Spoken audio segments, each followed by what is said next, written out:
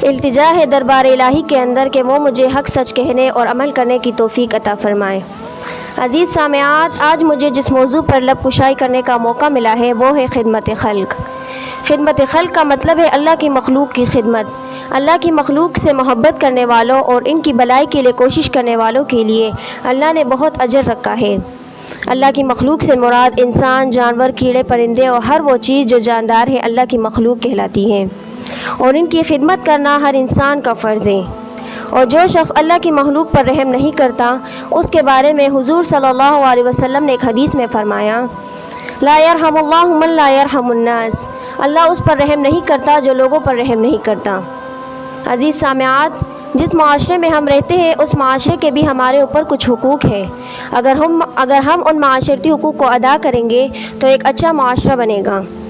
قرآن مجید میں اللہ سبحانہ و تعالیٰ نے اپنے حقوق کے ساتھ ساتھ انسانیت کے ساتھ خیر خواہی، انسانیت کے ساتھ حسن سلوک بہت اہتمام کے ساتھ بیان فرمائے ہیں۔ مومن کے اندر جو اعلیٰ جذبات ہونے چاہیے ان میں سے ایک خدمت خلق ہے، یعنی مخلوق کی خدمت کرنا، اللہ کی مخلوق کے کام آنا، لوگوں کی ضروریات پوری کرنا، کسی صلہ کی امید نہ رکھتے ہوئے ہر ایک کی حاجت پوری کرنا۔ وہی شخص دوسروں کے کام آتا ہے جس کے اندر دوسروں کے مقابلے میں کچھ زیادہ صفات پائی جاتی ہے۔ جیسے بعض میں جسمانی قوت زیادہ ہے دوسروں کے مقابلے میں، تبھی وہ اس کی خدمت کر سکتا ہے۔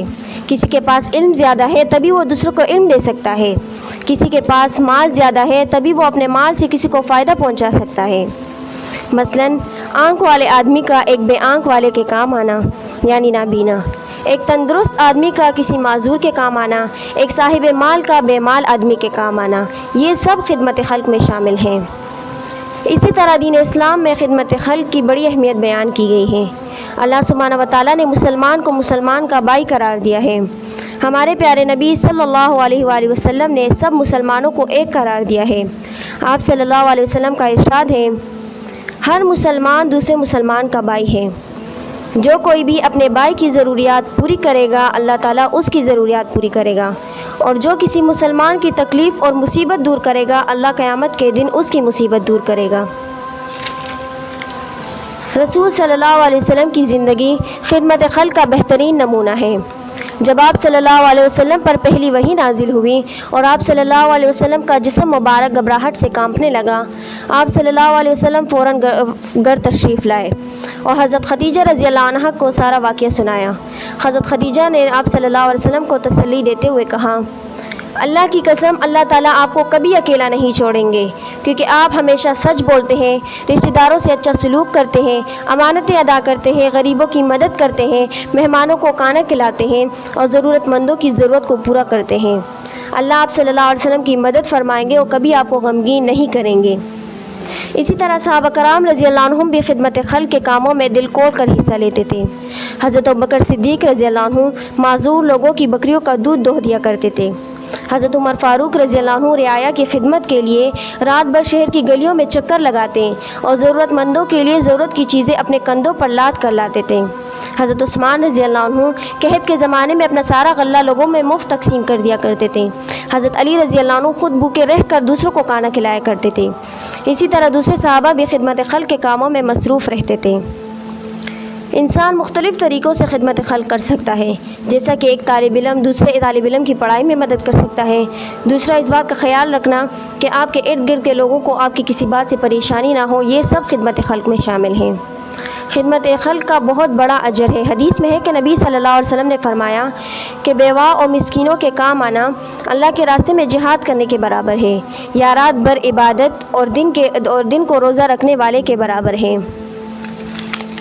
قیامت کے دن اللہ رب العزت کسی شخص سے پوچھے گا، میں بیمار تھا تو مجھے پوچھنے نہیں آیا، میں بھوکا تھا تم نے مجھے کھانا نہیں کھلایا، میں پیاسا تھا تم نے مجھے پانی نہیں پلایا۔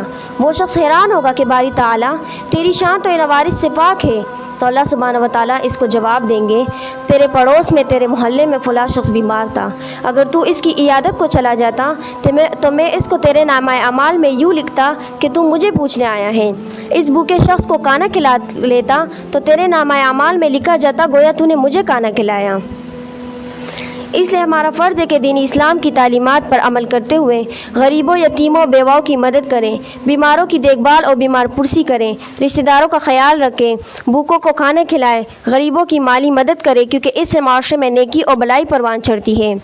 ہمیں خدمت خلق ذاتی فائدے یا دکھاوے کے لیے نہیں بلکہ اللہ کی رضا اور خوشنودی حاصل کرنے کے لیے کرنی چاہیے، تاکہ اللہ تعالی ہم سے خوش ہو کر ہمیں جنت میں داخل فرما دے۔ خدمت خلق کے ذریعے ایک مثالی معاشرہ قائم ہو سکتا ہے۔ اگر ہمیں چاہیے کہ ہم دوسروں کی مدد کریں تاکہ اللہ اور اس کی مخلوق ہم سے راضی ہو۔ کرو مہربانی تم اہل زمیں پر، خدا مہرباں ہوگا عرش بری پر۔ اللہ ہمیں اس پر عمل کرنے کی توفیق عطا فرمائے، آمین ثم آمین، وآخر الدعوانا الحمد